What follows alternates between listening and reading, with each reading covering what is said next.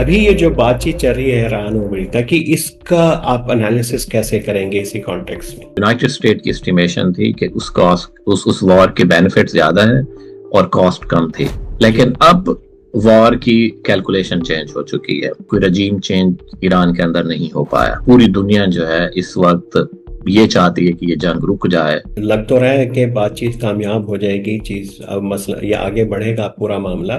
ये win win situation होगी और डेफिनेटली, क्योंकि दोनों एक तरह से अब इक्वल पोजीशन में आ चुके हैं। ये बात दुरुस्त है कि यूनाइटेड स्टेट इस वॉर को न लंबे अरसे के लिए चला सकता है। पॉलिटिकल कॉस्ट के डोनाल्ड ट्रंप की मकबूलियत कम हो रही है तेजी से, और वो ग्लोबल पब्लिक गुड्स में सबसे ज्यादा इंपॉर्टेंट ये है कि उसमें रीजनल पीस जो है ना वो डेवलप करके देनी है, और जो शिपमेंट के रूट्स हैं उनको बहाल करके देनी है। ईरान के पूरे मॉडल को देखा, अगर ये मुज़ाकरात कामयाब हो जाते हैं, ईरान का मुस्तकबिल आपको कैसे नजर आ रहा है? ये डिपेंड करता है कि ये जो डील हो रही है उस डील के अंदर क्या क्या चीजें मौजूद हैं। अगर तो ये डील सैंक्शन रिमूव करने तक जाती है कि न्यूक्लियर प्रोग्राम भी क्लोज होगा, एंड बारगेन की बात हो रही है। इसके पॉलिटिकल और इकोनॉमिक जो इफेक्ट बहुत ही ब्रॉड है।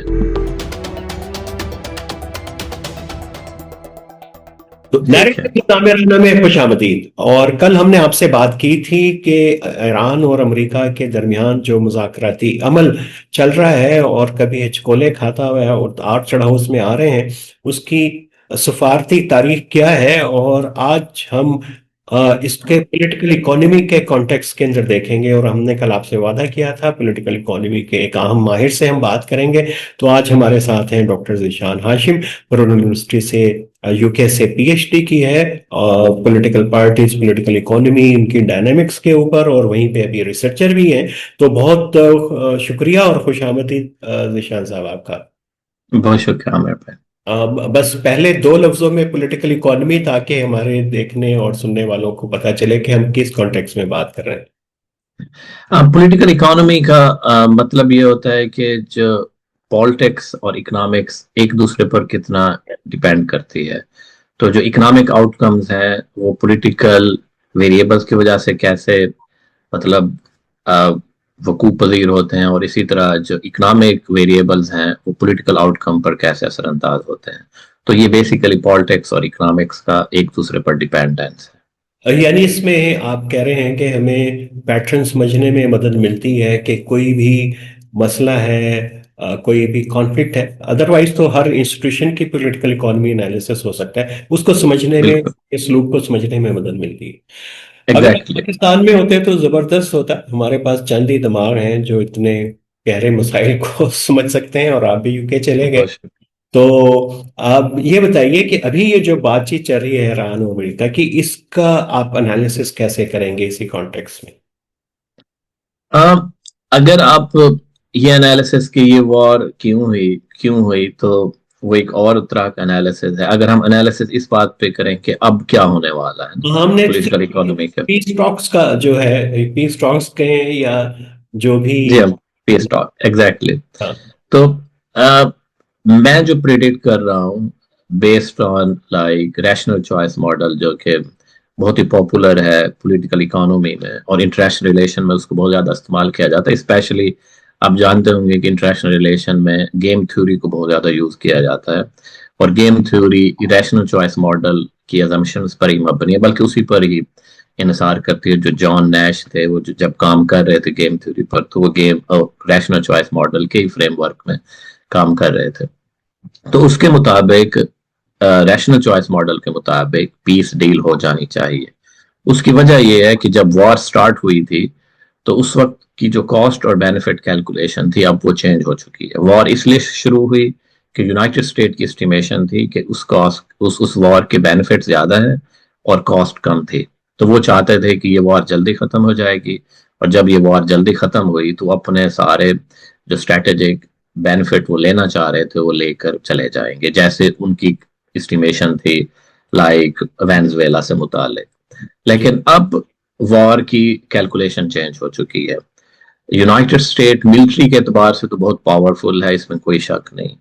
लेकिन ईरान जो है वो इस वक्त अपना स्ट्रेटेजिक वेपन जो यूज कर रहा है वो ये है कि शिपिंग रूट्स को ब्लॉक करना ना, जिसमें 20% ऑयल की शिपमेंट हो रही है, और नॉन ऑयल प्रोडक्ट्स की भी शिपमेंट बहुत ज्यादा है ना, कि गल्फ के जो कंट्रीज हैं उनकी डिपेंडेंस है उस पर। तो वो इसको स्ट्रेटेजिक एडवांटेज के तौर पर ले रहा है। दूसरा, वॉर लंबी हो गई है। तीसरा ये कि कोई रजीम चेंज ईरान के अंदर नहीं हो पाया। चौथा ये कि पूरी दुनिया जो है इस वक्त ये चाहती है कि ये जंग रुक जाए, क्योंकि उसके इकोनॉमी पर मतलब बहुत बुरे असरात पड़े, स्पेशली इस रीजन की इकोनॉमी पर। और अगर एस्केलेशन होती है और वॉर तवील होती है और दूसरे कंट्रीज इसकी लपेट में आते हैं, तो वर्ल्ड वॉर 3 वाली सिचुएशन हो जाएगी। तो इस वक्त यूनाइटेड स्टेट की कॉस्ट ज्यादा हो चुकी है और बेनिफिट बनिस्बत कम है। एक पॉलिटिकल कॉस्ट है कि डोनाल्ड ट्रंप की मकबूलियत कम हो रही है। लेकिन सवाल दूसरी, फिर यहाँ पे ये भी आता है कि ये आप लग तो रहा है कि बातचीत कामयाब हो जाएगी, चीज अब मसला ये आगे बढ़ेगा पूरा मामला, लेकिन ये किसकी शराइत पे किसकी फतह शिकस्त के ऊपर जो है जाके इख्तिताम पजीर होगा, ये भी एक बड़ा सवाल है। ये विन विन सिचुएशन होगी, और डेफिनेटली, क्योंकि दोनों एक तरह से अब इक्वल पोजीशन में आ चुके हैं। लेकिन अगर आप विन विन सिचुएशन में भी आप पूछें कि वेटेज किसकी तरफ होगा, तो डेफिनेटली वो यूनाइटेड स्टेट की तरफ होगा। उसकी वजह यह है कि अभी भी बारगेनिंग में United state is more stronger, क्योंकि वो मतलब वर्ल्ड इकोनॉमिक पावर भी है और ग्लोबल पब्लिक गुड्स भी वो प्रोवाइड करता है। और अगर वो नहीं मानता तो वार मजीद बढ़ेगी। और उसके मुकाबले में ईरान के पास एक स्ट्रेटेजिक टूल है जिसको अभी तक वो यूज कर रहे हैं, लेकिन अगर मतलब रीजनल जो बाकी कंट्रीज हैं वो उसकी फेवर में नहीं रहते, तो ईरान उसको ज्यादा अरसे के लिए नहीं यूज कर पाएगा। तो मुझे ये लगता है कि जो वेटेज है उसकी बेस पर यूनाइटेड स्टेट विनिंग सिचुएशन में ज्यादा होगा बनिस्बत ईरान के। लेकिन लॉन्ग टर्म में ईरान भी उससे ये एडवांटेज ले सकता है कि अगर सैंक्शन हट जाती हैं और ग्लोबल इकोनॉमी के अंदर ईरान वैसे ही एंटर हो सकता है जैसे किसी दौर में चाइना एंटर हुआ था, तो एक इन लॉन्ग टर्म मतलब ये चाइना के ईरान के लिए भी एक विन विन सिचुएशन हो सकती है। चले, अगर ईरान के लिए हो जाए तो जबरदस्त, लेकिन हम तारीखी हवाले से जब देखते हैं, ये कोई पहला कोई मामला नहीं है ईरान और अमेरिका के दरमियान। इससे पहले भी इस किस्म की सिचुएशंस आ चुकी हुई हैं, और उसमें भी दोनों ने मुज़ाकरात किए। खास तौर के ऊपर जब 81 के अंदर अलजायर ने पूरा निगोशिएट किया था हॉस्टेज क्राइसिस, उसमें तो अपने एसेट्स भी इन्होंने अनफ्रोजन करवा लिए थे और पूरा लीगल मैकेनिज्म भी कर लिया था, लेकिन उस प्रोसेस को 3 साल लगे थे इवॉल्व होने में, डेवलप होने में, एक डील के ऊपर पहुंचने में। और अमेरिका के लिए कॉस्ट बढ़ना, 13 ट्रिलियन की इकोनॉमी, उसको आप कैसे कह रहे हैं कि उसके लिए कॉस्ट बढ़ गई है? ये जरा इसकी डायनामिक्स हमें समझाइए। देखिए, ये बात दुरुस्त है कि यूनाइटेड स्टेट इस वॉर को ना लंबे अरसे के लिए चला सकता है। वो उसकी इकोनॉमिक कॉस्ट की बात है। हम्म। मैं दो जो कॉस्ट है ना उनकी खास तौर पर बात कर रहा हूँ। एक है कि पॉलिटिकल कॉस्ट, के डोनाल्ड ट्रंप की मकबूलियत कम हो रही है तेजी से यूनाइटेड स्टेट के अंदर, और वो बहुत ज्यादा तेजी से कम हो रही है। दूसरा, यूनाइटेड स्टेट का ना एक सुपर पावर के तौर पर एक हेजुमोनिक रोल है, और वह हेजुमोनिक रोल ये है कि उसने ग्लोबल पब्लिक गुड्स प्रोवाइड करनी है। हम्म। और वो ठीक और है। वो ग्लोबल पब्लिक गुड्स में सबसे ज्यादा इंपॉर्टेंट ये है कि उसने रीजनल पीस जो है ना वो डेवलप करके देनी है, और जो शिपमेंट के रूट्स हैं उनको बहाल करके देनी है, और जो रीजनल जो कंट्रीज हैं वो इजीली बिजनेस कर सकें, इजीली ट्रेड कर सकें, और सिचुएशन को नॉर्मलाइज करके देनी है। हम्म। अगर वो यूनाइटेड स्टेट ये नहीं करता तो यूनाइटेड स्टेट का एक hegemonic role with the passage of time कम होता जाएगा, और फिर जो रीजनल कंट्रीज हैं वो अल्टीमेटली किसी अल्टरनेटिव सोल्यूशन की तरफ जाएंगे, जाहिर है कि और अभी वो यूनाइटेड स्टेट नहीं चाहता। अभी तो ये हेनरी किसिंजर के विजन वाला अमेरिका नहीं है। और जो पूरा पिछला जो नेशनल सिक्योरिटी डॉक्यूमेंट है, उसमें तो ऑलरेडी जो है अमेरिका ने कह दिया है, डोनाल्ड ट्रंप का जो दिसंबर वाला डॉक्यूमेंट है, कि हम तो ये स्ट्रेटेजिक बर्डन शेयर करेंगे, उसकी वजह से पाकिस्तान की भी अहमियत बनी। तो वो तो ऑलरेडी सरेंडर कर रहा है उस कॉन्टेक्स्ट के अंदर, अमेरिका फर्स्ट का नारा लगाया हुआ है।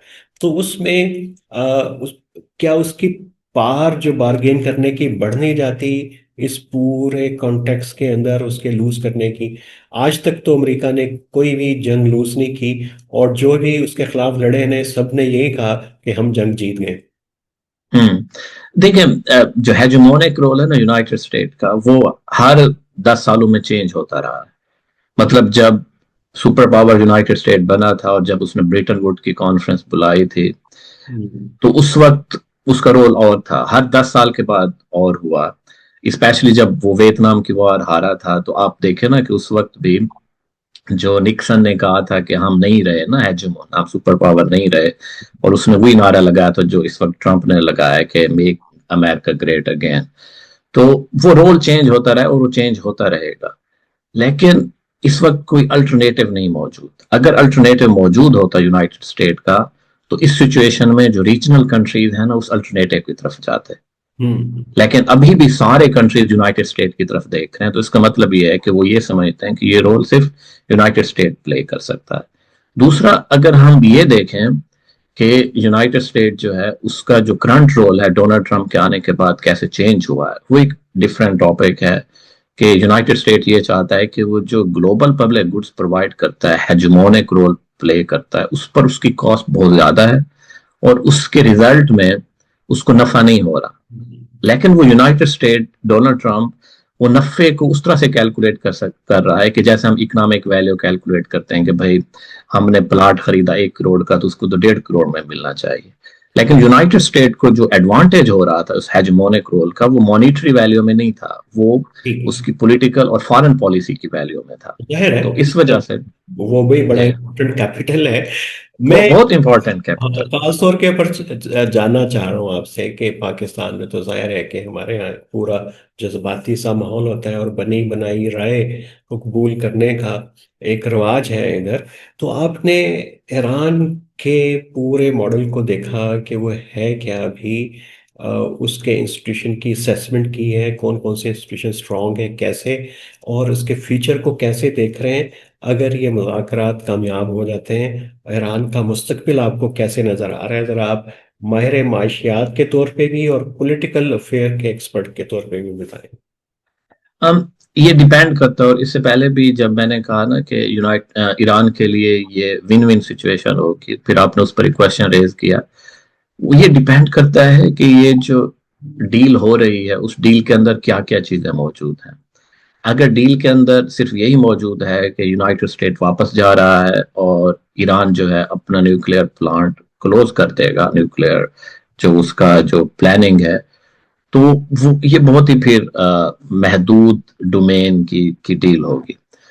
अगर ये जितनी डील ब्रॉड होगी उसके ब्रॉड कॉन्सिक्वेंसेस होंगे। ठीक है। एग्जीक्यूशन का प्रॉब्लम भी मौजूद है, बाकी चीजें भी मौजूद हैं, और ये कि दोनों जो फ्रीक हैं वो उस डील पर कितना कायम रहते हैं, ये भी प्रॉब्लम्स मौजूद हैं। हम्म। अगर तो ये डील सैंक्शंस रिमूव करने तक जाती है कि ठीक। न्यूक्लियर मतलब प्रोग्राम भी क्लोज होगा, सैंक्शंस भी रिमूव हो जाएंगे। ग्रैंड बारगेन की बात हो रही है कि हाँ जी, हाँ, ग्रैंड बारगेन की, तो फिर इसके पॉलिटिकल और इकोनॉमिक जो इफेक्ट बहुत ही ब्रॉड है।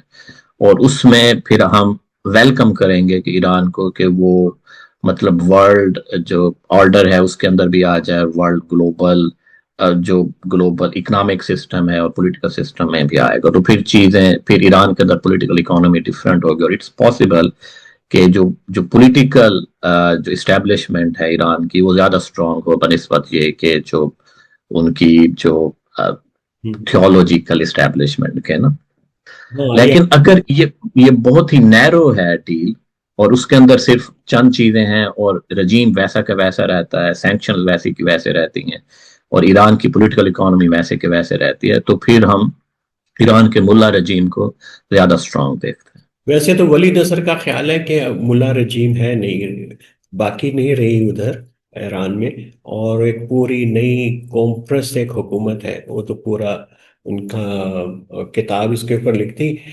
तो करेक्टर तो उसका चेंज हो रहा है रियासत का। जी अब हाँ। देखेंगे कि वो जाएगा कैसे, किस तरफ जाएगा। तो इसमें जरा हमें ये भी बता दें कि पाकिस्तान जो सालिस बन के सामने आया है, इसके किरदार को कैसे देख रहे हैं? इसके पास ऐसा कौन सा डिप्लोमेटिक और जियोपॉलिटिकल जियो इकोनॉमिक कैपिटल था कि इतनी बड़ी डील के अंदर कूद पड़ा और सालूसी ऑफर कर दी? एक तो आप जानते हैं कि जो पाकिस्तान और इंडिया का जो कॉन्फ्लिक्ट हुआ था, तो उसके बाद पाकिस्तान का जो मिलिट्री वेट है वो इंक्रीज हुआ। ठीक। दूसरा, ये बहुत इंपॉर्टेंट क्वेश्चन इस तरह से है कि डोनाल्ड ट्रंप के आने के बाद जो वर्ल्ड ऑर्डर है, जो लिबरल वर्ल्ड ऑर्डर है, वो बहुत ही मतलब लूज फॉर्म में चला गया है।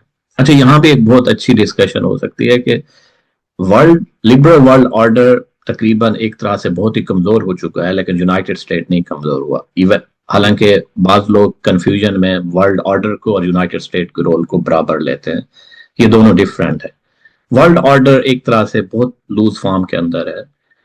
अब जब ये वर्ल्ड ऑर्डर लूज फॉर्म के अंदर है, तो फिर ये क्वेश्चन क्रिएट हो जाता है कि फिर रीजनल स्टेबिलिटीज कैसे आएंगी, जो कि पहले हम यूनाइटेड स्टेट से एक्सपेक्ट करते थे। जब हम देखते हैं कि यूनाइटेड स्टेट का जो रोल वीक हो रहा है, तो फिर हर रीजन के अंदर जो रीजनल पावर्स हैं उनका रोल स्ट्रांग होता जा रहा है आहिस्ता आहिस्ता। पाकिस्तान इकोनॉमिकली स्ट्रांग नहीं है, और इकोनॉमिक जो वेट है वो मैटर करता था कि जब लिबरल वर्ल्ड ऑर्डर मौजूद था। अब जब लिबरल वर्ल्ड ऑर्डर नहीं मौजूद, तो पाकिस्तान का जो मिलिट्री वेट है वो नुमाया हुआ है। ठीक है। और वो कंट्रीज भी ये चाहते हैं कि वो न्यूक्लियर अम्ब्रेला के अंदर आए, या फिर वो पाकिस्तान के जो मिलिट्री वेट है उसका एडवांटेज ले सकें। तो इसकी वजह से बहुत सारे जो रीजनल कंट्रीज जो 10 साल पहले, 12 साल पहले पाकिस्तान को किसी खाते में नहीं गिनते थे और वो इतने लिफ्ट नहीं करवाते थे, वो इवेंचुअली वो पाकिस्तान की तरफ आए हैं कि पाकिस्तान के मिलिट्री वेट से एडवांटेज ले सकें। तो जब पाकिस्तान का रीजनली उसके जो अलाइज हैं, जो पाकिस्तान अलायंस क्रिएट कर रहा है, तो उसकी वजह से पाकिस्तान का एक रोल नुमाया हुआ है। फिर आप दूसरा ये भी जानते हैं कि आसिम मुनीर के डोनाल्ड ट्रंप के साथ बाकायदा डायरेक्ट ताल्लुक भी मौजूद है। लेकिन एक और फैक्टर है जो कि बहुत ज्यादा इग्नोर किया जाता है, वो ये है कि यूनाइटेड स्टेट ने ये फील किया है कि वो इंडिया के साथ शायद वही गलती कर रहा है कि जो उसने चाइना के साथ की थी। कि और उनको लगता है कि अगर इंडिया का वेट इंटरनेशनल सिस्टम में बढ़ता गया तो वो एक अनदर चाइना की फॉर्म में उसको चैलेंज कर सकता है। तो मैं फॉरेन अफेयर और फॉरेन पॉलिसी मैगजीन्स के अंदर डोनाल्ड ट्रंप से पहले ही ये देख रहा था कि एक तरह से जो अमेरिकन इस्टेब्लिशमेंट है वो इंडिया से थोड़ा दूर होती जा रही थी। तो डोनाल्ड ट्रंप के दौर में उसके उसके नतायज भी आए। तो बहुत सारे वेरिएबल्स हैं हाँ, जिसमें तो पाकिस्तान यूक्रेन ये के झगड़े के अंदर भी जाहिर है कि कंसेशंस भी नहीं बाइडेन से ऑयल बिल्कुल ईरान के लिए भी दी। तो वो जाहिर है कि उसका एक रोल बढ़ रहा था, लेकिन उसका पूरा इंडिया का इंटरेस्ट जो है वो अपना बहुत ही नैरो और डोमेस्टिक था। उससे किसी पावर के भी स्टेक्स को इस रीजन में, वेस्ट एशिया से साउथ ईस्ट एशिया तक, कोई जद नहीं आ रही थी। लेकिन चाइना हम्म। का तो पूरा हेजिमोन वो है, और पूरा उसका तो वेट जो है और प्रोफाइल है वो तो ग्रेट कंपटीशन में है। इंडिया तो दूर जी, दूर उसमें नहीं है। तो इसको आप कैसे? लेकिन इंडिया इंडिया चाह रहा था कि वो आए इस पूरे के पूरे रोल के अंदर, क्योंकि एक तरह से इनफॉर्मली इंडिया इस तरह की बातें करने लग गया था कि उसको G7 G8 में आना चाहिए, और वो समझता था कि वो डिजर्व करता है। कौंसिल और परमानेंट मेंबर आना चाहिए, ये भी जी बात। हाँ, जी हाँ। और दूसरा ये कि इंडिया की कैलकुलेशन जो यूनाइटेड स्टेट और यूरोप के अंदर वो मौजूद थी कि अगले 10 साल के अंदर जिस तरह से इसकी ग्रोथ हो रही है, तो इवेंचुअली ये हैज देखें, इस दुनिया के अंदर ना दो तरह के कंट्रीज हैं जो रीजनल पावर्स हैं। एक है कि जो हेजुमोनिक रोल्स के लिए ना क्लेम करते हैं, और चाइना के अलावा कोई नहीं क्लेम करता। इवन चाइना ने भी डायरेक्टली कभी नहीं रोल प्ले मतलब क्लेम किया। लेकिन देखें कि बहुत बड़ा जो रोल है वो यूरोप का है, कि वो जिस भी हेजुमोन के साथ जाएगा तो उस हेजुमोन का वेट बढ़ जाएगा। लेकिन यूरोप ने कभी भी बतौर हेजुमोन अपने आप को क्लेम नहीं किया। तो जो इस वक्त एस्टिमेशन है वो हेजुमोन की, वो ये है कि कौन कौन से, देखें हेजुमोन हमेशा अलायंसेस के साथ चलता है। ठीक। तो अगर इंडिया का वेट बढ़ जाए फ्यूचर में और वो इंडिया डिसाइड करे कि वो किसके साथ जाता है, तो पूरी की पूरी कैलकुलेशन चेंज हो सकती है। यूरोप जिसके साथ जाएगा कैलकुलेशन चेंज हो जाएगी। इसी तरह पाकिस्तान जो एक तरह से अलायंस बना रहा है मुस्लिम कंट्रीज का, तो वो जिसके साथ जाएंगे तो उस हेजमोन की कैलकुलेशन चेंज हो जाएगी। तो इस ओवरऑल कैलकुलेशन के अंदर जो अगले 10-15 साल है, ये सोचा जा रहा था कि इंडिया का वेट इतना ज्यादा बढ़ जाएगा कि वो किसी भी हेजमोन जिसकी साइड पर जाएगा तो उसका वेट बढ़ जाएगा, क्योंकि अगले 15-20 साल में एक तरह से कॉन्सेंट डेवलप हो रहा है कि अगर चाइना रोल प्ले करता है तो हम बाइपोलर इंटरनेशनल सिस्टम में दोबारा एंटर हो जाएंगे। हाँ चले, जबरदस्त। लेकिन इस पूरे मिडल ईस्ट में, यूई में भी आप रहे, उधर आप काम करते रहे, तो उसको इस पूरे कॉन्फ्लिक्ट में कहाँ पे आप देख रहे हैं? उसने गेन किया है या लूज किया है? उसने भी खासा अपनी जियोपॉलिटिकल कैपिटल गेन किया था, अब उसको कहाँ पे आप उसको सेस कर रहे हैं, कहाँ पे है? अब यूएई ने पिछले 5-10 सालों में ना बहुत ज्यादा एक्सपेंड होने की कोशिश की, अपने वेट से ज्यादा, मैं समझता हूँ।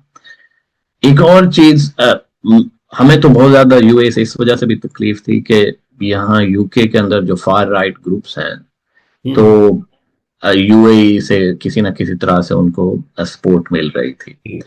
इसी तरह यूरोप के अंदर भी यूएई फार राइट ग्रुप्स को सपोर्ट करने लग गया था, तो एक तरह से वो इन्फ्लुएंस क्रिएट करने लग गया था। तो इस वॉर के बाद यूएई का जो रोल है, मतलब एक तरह से वीकर हम देख सकते हैं, लेकिन अनफॉर्चुनेटली यूएई ने कंस्ट्रक्टिव रोल नहीं प्ले किया। हाँ, लेकिन उसने एक नए अलायंस के अंदर तो चला गया, अब्राहम अकॉर्ड्स के। और ये इस अकॉर्ड को और उसको फ्यूचर में कहाँ पे देख रहे हैं? कि क्योंकि ये वाला जो इसराइल के साथ भी एक पूरा ब्लॉक मर्ज होगा, उसको तो हम किसी इक्वेशन में देख ही नहीं रहे, उसको नज़रअंदाज कर रहे हैं। वो कहाँ पे देख रहे हैं आप इसको? इस मामले में मैंने कभी मतलब इस तरह से कैलकुलेशन करने की नहीं कोशिश की कि, क्योंकि मैं पर्सनली ये समझता हूँ कि अब्राहम अकॉर्ड अब ज्यादा एक्टिव नहीं रहेगा, और इस वॉर के बाद जो यूनाइटेड स्टेट के अंदर उसकी स्टैब्लिशमेंट के अंदर एक तरह की टेंडेंसी डेवलप होगी कि फर्द अगले 5-10 साल के लिए इसराइल को डिस्करेज किया जाए टू ठीक। Some extent, putting influence on some other countries. तो उस तरह से यूएई का इसराइल के साथ एक तरह से ताल्लुक मजबूत हो सकता है, और बाकी कंट्रीज का भी होगा मजबूत। पाकिस्तान दोबारा जैसे ही वार सेटल होगी तो पाकिस्तान मतलब दोबारा से यूएई इसराइल को अप्रोच करेगा टू ठीक है। मेक द थिंग्स लाइक काम अगेन। लेकिन मैं नहीं समझता कि इब्राहिम अकॉर्ड जो है अब अगले 5-10 साल 15 साल के लिए कोई एक्टिव होने लगा है। बिल्कुल, लेकिन ये कि यूई ने इस पूरे, जब से अब्राहम अकॉर्ड और ये पूरी डिबेट आई है बोर्ड ऑफ पीस तक, तो उसमें नए अलायंस, स्ट्रेटेजिक अलायंसेस उसने बनाए। और खासतौर पे इसराइल के साथ, उससे पहले उसका इंडिया के साथ अलायंस था। तो वो एक, मेरा ख्याल है कि एक बिल्कुल एक्सेस, डिफरेंट एक्सेस है, जो इस वक्त तुर्की, सऊदी अरब, पाकिस्तान और इजिप्ट का एक डेवलप हो रहा है। एग्जैक्टली। हाँ, तो पाकिस्तान के बारे में बताएं, इकोनॉमी के लिए कोई अच्छी खबर है? ये जो सब कुछ हम सुलह करवा रहे हैं, इसके बदले मिलेगा क्या, या 5 बिलियन ही काफी है सऊदी अरब ने जो दी? पाकिस्तान, आप देखें कि पिछले 2-3 सालों में कैपिटल मार्केट पाकिस्तान की बहुत बेहतर हुई है, स्पेशली जो डेट मार्केट है ना, कि पाकिस्तान को कर्जे का वसूल बहुत आसान हुआ है। और पाकिस्तान जो स्ट्रेटेजिक एडवांटेज है वो लेगा, जैसे गवादर की फार्म है और दूसरी चीजें, लेकिन ये डिपेंड करता है कि हम उसको ना उसका बेनिफिट कैसे लेते हैं। मुझे ठीक है। 3 अगर वेरिएबल्स में देखूं तो उन पर मिक्स्ड इफेक्ट है। इकोनॉमी के हवाले से हम्म। मतलब मीडियम तरह का इफेक्ट होगा, लेकिन पॉजिटिव। लेकिन उसकी वजह यह है कि पाकिस्तान की जो फॉरेन पॉलिसी है still depending on security affairs ना। दूसरी चीज ये है कि पाकिस्तान की डेट मार्केट और ये चीजें मजबूत होंगी। पाकिस्तान की जमहूरियत के लिए अच्छी खबर नहीं है, क्योंकि पाकिस्तान जिस तरह के अलायंसेस उम्मीद नहीं थी, और अभी भी नहीं है। एमनेस्टी अभी। रिपोर्ट आ जी गई, हाँ। उसने जी बताया हाँ। कि क्या मामला चल रहे हैं पाकिस्तान में। जी हाँ। तो उस तरह से पाकिस्तान के लिए एक तरह से बुरी खबर है। तीसरा ये कि देखें पाकिस्तान इसको कैसे एडवांटेज लेता है इसका, जैसे एक तरह से सी पैक के हवाले से भी पाकिस्तान चाइना के साथ रिलेशन से नहीं एडवांटेज ले सका। पाकिस्तान की जो मिलिट्री वेट है वो स्ट्रांग हुआ है चाइना के साथ, लेकिन इकोनॉमिक वेट नहीं स्ट्रांग हुआ। ऐसे अलायंसेस से भी मुझे लग रहा है कि पाकिस्तान का जो मिलिट्री वेट मजबूत होगा और स्ट्रेटेजिक वेट मजबूत होगा, लेकिन इकोनॉमिक वेट नहीं मजबूत होगा, लेकिन स्टेट लेवल। मजबूत नहीं होता तो फिर क्या फ्यूचर क्या देख रहे हैं कि फिर ये तो बड़ा इन्फ्लुएंशियल एक्टर वेस्ट एशिया में जैसे प्रेडिक्ट कर रहे हैं दुनिया कर रही है, तो वो तो फिर नहीं रहेगा। फिर नहीं, पाकिस्तान उस तरफ से मेरा नहीं ख्याल के जाएगा, और ना ही वो जाना चाह रहा है। तो जिस वक्त ये अल जज़ायर नेगोशिएट कर रहा था और ये हॉस्टेज क्राइसिस 80s में, तो उसका इकोनॉमिक इंडिकेटर्स बहुत अच्छे थे और अमेरिका का इत्तेहादी भी था। जाहिर है कि वहाँ पे भी एक पूरा एक सेकुलर गवर्नमेंट थी। उसका प्रोफाइल और पाकिस्तान का आज का प्रोफाइल खासा मैच करता है, लेकिन हुआ ये कि अल्जीरिया जो है बाद में डिक्लाइन पे चला गया दो फैक्टर की वजह से, पॉलिटिकल क्राइसिस और उसके बाद वहाँ पे जो इस्लामिज्म की पूरी मूवमेंट खड़ी हो गई, इंटरनल क्राइसिस। और अब अल्जीरिया जो है वो कहीं पे आगे पीछे नजर भी नहीं आता। और 80s में तो लगता था कि अफ्रीका का राइजिंग स्टार है, जो अपॉर्चुनिटी स्विस कैनाल से लूज की है इजिप्ट ने, उसको तो वो गेन करेगा तो यही करेगा, लेकिन अब वो कहीं पे भी नजर नहीं आता। तो हम्म। कोई मुमासलत आप देख रहे हैं दोनों की आपस में? अब आपको मैं आती है कि उसे मुझे ही नजर आता है? नहीं, मुझे पाकिस्तान और इजिप्ट में मुमासला ज्यादा नजर आ रही है इस हवाले से, हम्म। क्योंकि आपने बिल्कुल मैं ये ठीक किया है, बिल्कुल आपने बहुत अच्छा, वो मैंने पढ़ा आपका तज़किया। जी हाँ, मुझे ये लगता है कि पाकिस्तान का बतौर रेंटियर स्टेट स्ट्रॉन्ग, मतलब जो है ना वो स्ट्रॉन्ग होगा स्टेटस, और वो यही होगा कि पाकिस्तान की डेट डिपेंडेंस बढ़ेगी, और पाकिस्तान जो है उसके जो मतलब पार्टनर्स हैं वहां से पाकिस्तान को बहुत ज्यादा फंडिंग मिलेगी, स्टेट लेवल के जो प्रोजेक्ट्स हैं उनकी फंडिंग मिलेगी, और पाकिस्तान मतलब वही चीजें एक तरह से रिपीट और ये करेगा कि जैसे यहाँ पे तो इजिप्ट ने किया। माफियाज का मुल्क है, मगरमच्छ बैठे हुए हैं वो मुंह खोल के, तो वो तो फिर जीरे जो है उन्हीं के मुंह के अंदर जाएगा। वो तो पाकिस्तान के लिए ऊंट के मुंह में जीरे के बराबर ही होगा, हमारे लिए तो। बिल्कुल, तो कॉन्सिक्वेंसेस सामने है, लेकिन अगेन इट डिपेंड करता है कि वेरिएबल्स कैसे मूव करते जाते हैं ना।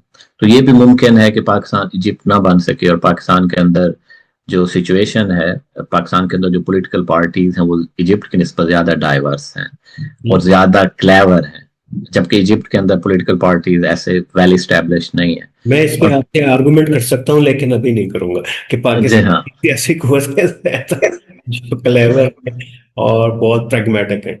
जी मतलब मैं पर्सनली समझता हूँ, जब मैंने पाकिस्तान के पॉलिटिकल सिस्टम को मैंने स्टडी करने की कोशिश की है। बाकी अगर पाकिस्तान की पॉलिटिकल इकोनॉमी को देखा जाए तो जो हाइब्रिड रजीम है, इवन दो कि मैं प्रो डेमोक्रेसी हूँ, बहुत जमहूरियत पसंद हूँ, लेकिन मैं ये समझता हूँ कि पाकिस्तान के अंदर हाइब्रिड रजीम इस्टेब्लिश करेगा और स्ट्रांग रहेगा, हम्म। इजिप्ट की तरह के नहीं कि वहां आप कंसोलिडेटेड ऑटोक्रेसी रख सकते हैं लंबे अरसे के लिए। पाकिस्तान में इजिप्ट तरह की जो ऑटोक्रेसी नहीं चल सकती। तो जब ये हाइब्रिड रो होगा तो एक तरह से पॉलिटिकल बार्गेनिंग चेंज होगी, और जो पॉलिटिकल पार्टीज हैं वो चाहेंगी कि जब वो बार बार वोटर्स की तरफ जाएं तो जो सारा का सारा ऊंट के मुंह में ना जाए, तो कुछ ना कुछ भेड़ बकरियों के पास भी जाना चाहिए। चलिए, बहुत शुक्रिया विषय से, बड़ा मजा आया आपसे गुफ्तगू का। मैं बस आऊँगा कि तो आपके देश में, तो फिर आपसे वहां से बरह रास्त दो तीन जो है ना पॉडकास्ट करेंगे और गपशप भी करेंगे। जरूर। तो आपके वक्त का बहुत शुक्रिया, लेकिन एक जरूर करेंगे अगले हफ्ते, अगर कुछ ये पीस एग्रीमेंट के ऊपर पहुंच गए दोनों और उसके बाद तो चीजें वाजे हो जाएंगी, तो हमें बात करना आसान हो जाएगा।